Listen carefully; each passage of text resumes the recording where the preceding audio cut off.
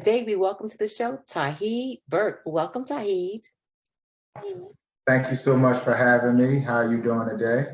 I am doing extremely awesome today because I have you on the show. So, Absolutely. I have a couple of questions I want to ask you. This is not going to be long at all, but just some pondering questions that I just want to ask just based on following you for a while now. So one thing that you said one day is, it's not your view that makes the difference. So what does that mean exactly? It's not your, I'm sorry. It was, let me say it like this. You said it's your view that makes the difference. Correct my own self. Exactly. It's your view that makes the difference. So what does that mean? It's your view that makes the difference. That's a great question. And it's amazing that you remember that. What I meant by it's your view that makes a difference, it's your vision, it's your thought process, it's your expectation of where you want to go in life, it's who you associate yourself with, is the environment that you put yourself in, it's the places you go. So as a result of your view and your vision, you can start elevating yourself to the next level. But if your view is cloudy, then it's hard for you to see where you can possibly be. Oh, I like that answer. View and vision. All right, so got to keep a clear vision. All right, I love that. One day as I was looking at one of your posts, you said on one of your posts, it is impossible for you not to succeed. Why is that? Well, it's impossible for you not to succeed if you have God with you. Meaning that if you have faith in God and you believe in God and you know that God has your back, you would approach life differently. You would approach business differently. You would approach situations differently. So when you go in with that confidence, right, that you got your big brother, like when you were a little kid and you had your big brother, like if you had three big brothers and one is 15, one 17, one 18, and you 10, and you go into a fight with your three big brothers right behind you, you would fight a little harder. You believe a little more.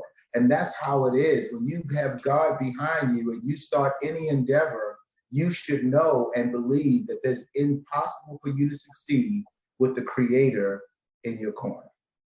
Ooh, you dropping some real nuggets right now.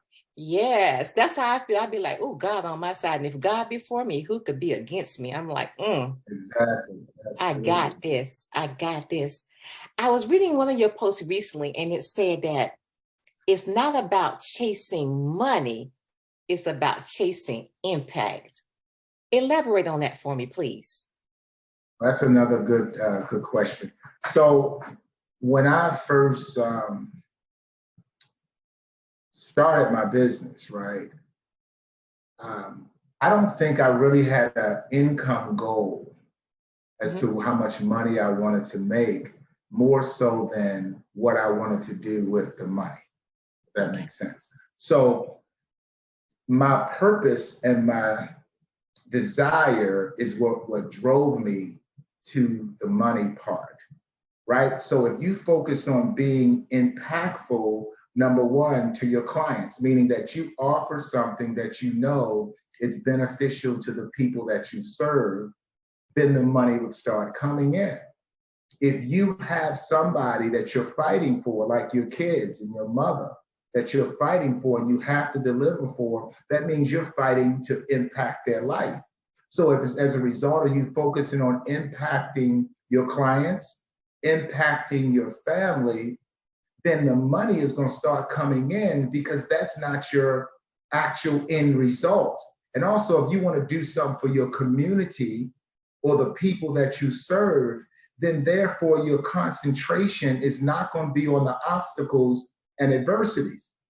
Your concentration is going to be on the lives of people that you want to serve and that you want to impact. And if the focus is on the people you want to impact, the money always comes in. The money is going to come in if your focus is right. But if you redirect your attention just on the money, When the Mm. obstacles hit, adversity hit, and all this stuff hit, you're going to get devastated because that money's not coming in. And that's the end result of what you're trying to do, other than be impactful in your community and possibly build financial independence so you can live a quality of life.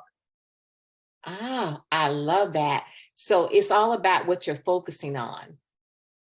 So you're saying that Absolutely. if you're only focusing on the money part of it, that when hard times come, when adversity comes, you're going to fall. It's inevitable. See, that's why so many people don't strive in business, because when they go into business, their main purpose of going in business is to make money. I'm going to open this store because I'm going to make me a lot of money. I'm going to join this company because I'm going to make a lot of money. I'm going to do this because I'm going to make a lot of money. Well, if that's all you're doing it for is to make money, it may take you 3 months to make money. It may take you 9 months to make money. If you're not making money in 9 months, what you going to do? Quit? And that's why so many people start and quit, because they have no focus, they have no vision, they have no desire, and they have no purpose. Go ahead, make it plain. I love it. I love it. I love it. So as a successful business person, I know that many people have habits that lead to their success. So tell me, what are your, well, give me like your top 3 habits that you have That's a good developed question. that cause you to excel and succeed. Well, I'm going to tell you a simple one that may seem elementary, but it's been big in my life. During the week, I don't hang out. I don't go to places. I don't do a lot of stuff during the week. When I was in the midst of building my business, I saved anything that I wanted to do to have fun for the weekend. So on Monday, Tuesday, Wednesday, Thursday, I was locked in.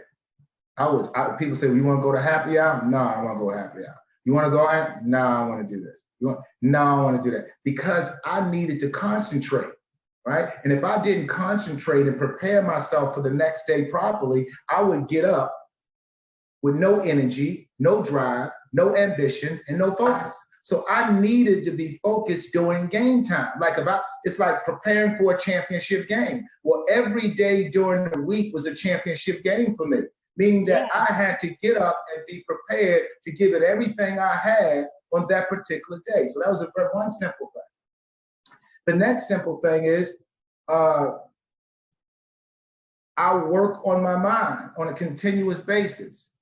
Right? I know that if I don't concentrate on working on my mind, then my mind will wander. It will wander in directions that I don't want it to go into. So I spend 30 minutes every day, and even to this day, I spend time focusing on the things that I want. I spend 30 minutes a day doing that. The third thing is, before I go to bed every single night, which seems really simple too, I write down the most important things I need to accomplish the next day.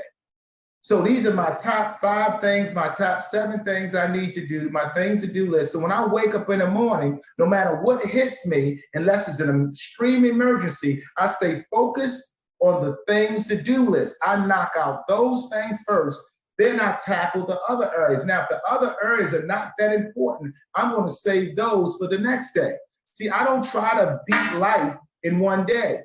I try to tackle small goals one day at a time and stay concentrated on that. So those 3 simple things are some of the things that help me drive myself to be successful. I love it. So right now, I think it was probably some months back where I was looking at one of your posts and I saw you all doing something with a Hall of Fame. Tell me about that. Well, we created a Hall of Fame for my community. It's never been done in the history of America, where there was a community that created a Hall of Fame where they recognized people that grew up in the community and somehow, despite their upbringing, despite their adversities, became successful. Why did we do that? We didn't do that really to honor the people that became successful because they already believe in themselves.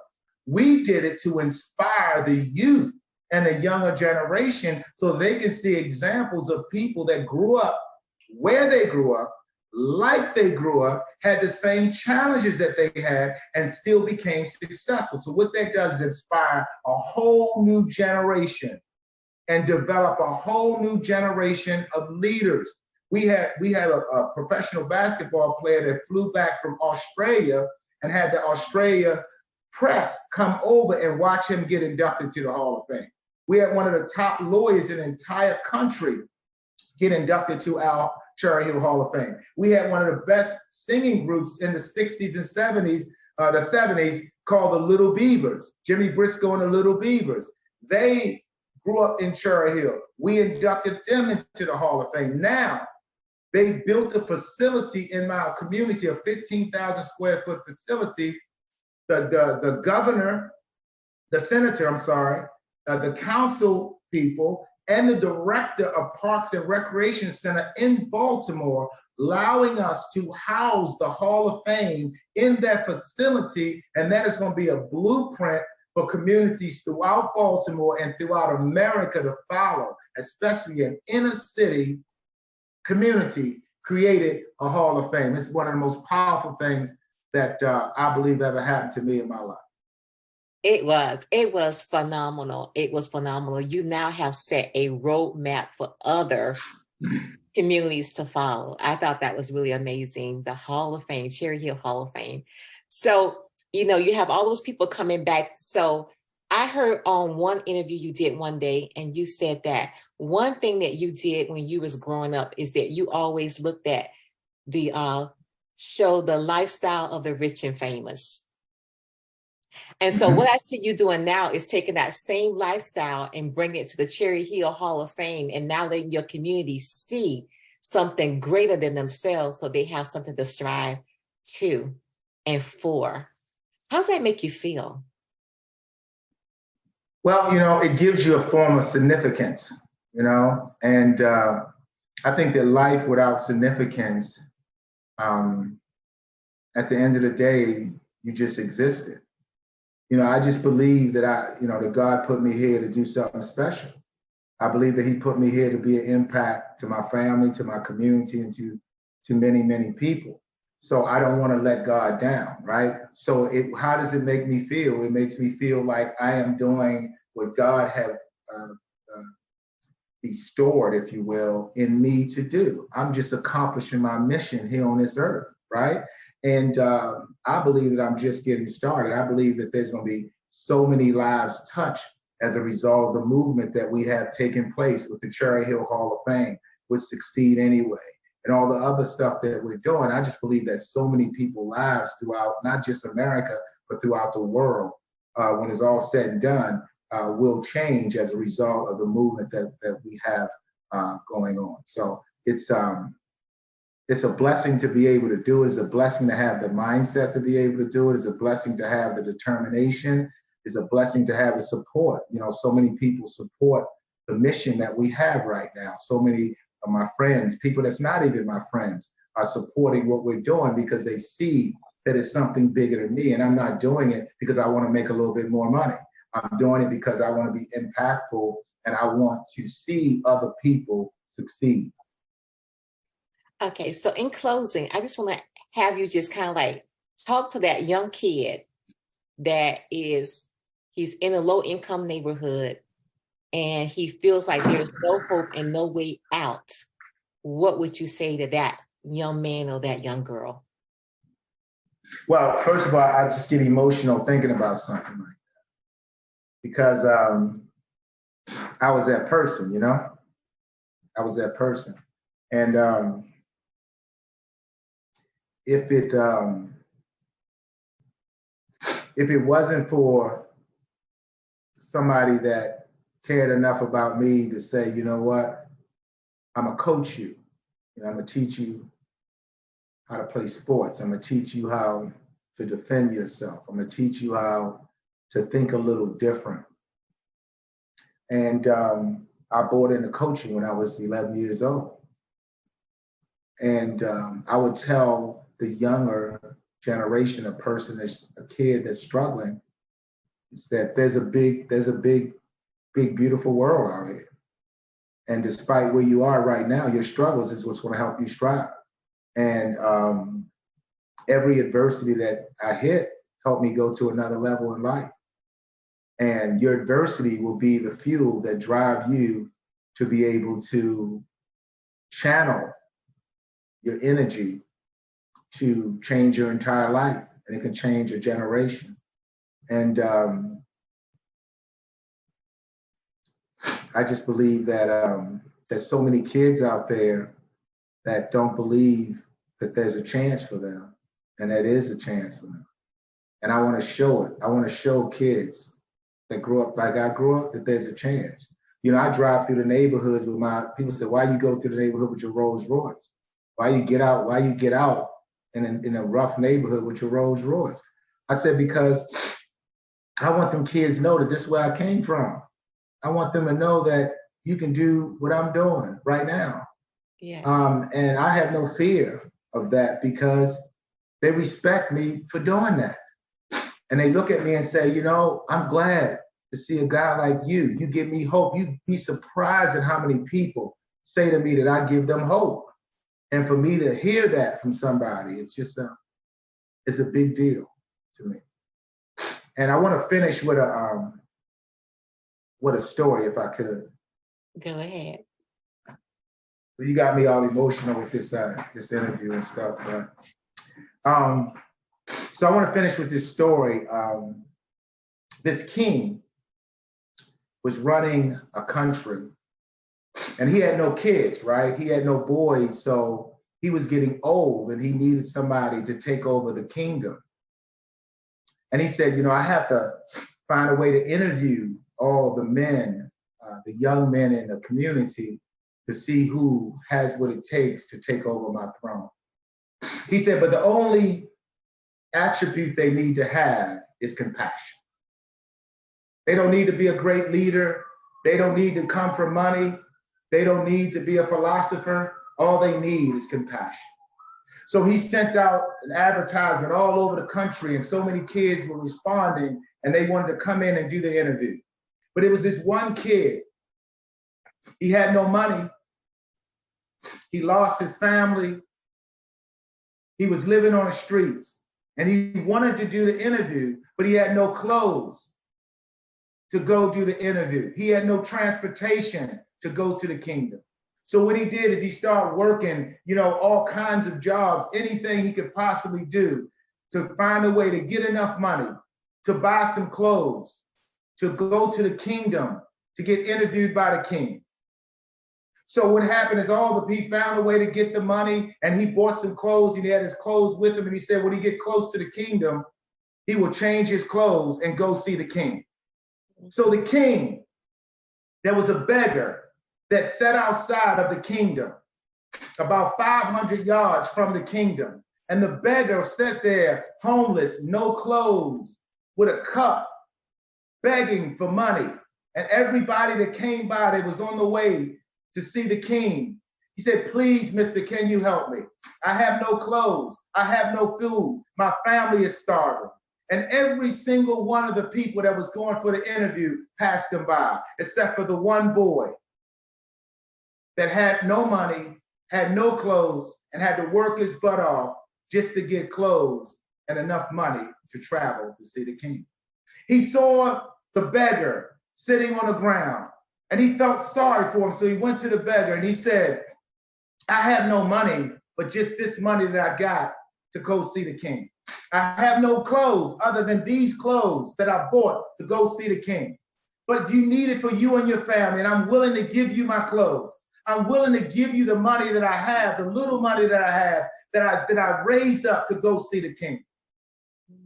So he gave the bag of the money, and then he stopped and prayed right before he went into the kingdom. He said, God, please bless me to do this. I have no money. I have no clothes. I gave away my clothes, and I'm looking like a tramp, and I hope that they accept me. So they called the boys in one at a time, and they called the boy in that helped the beggar. The boy, when the king walked out, the boy bowed down as the king walked out. And as the boy raised his head, he saw something. He saw the beggar, who was the king. He looked exactly like the king. And the boy said, are you the beggar that was outside of the castle? And the king said, yes. And the boy said, why would you do that to me? Why would you do that? And the king said, I sent out an advertisement. And I said, the person that will take over my kingdom will have to have compassion. And he said, everybody passed me by except for you, son. You have shown the compassion to run this kingdom. And I'm going to train and develop you to take over this country. See, in life, the people that succeed are the ones that have compassion to be able to help and empower and impact the lives of other people. And if they continue with that compassion, money will flow their way like a river. So thank you so much for your time. Wow, that was amazing. That was amazing. Must be a person of compassion. And your compassion has truly shown through the day. I want to thank you for being on the show today and sharing and giving hope to those that may not have that hope, and letting us know that it is compassion that is key.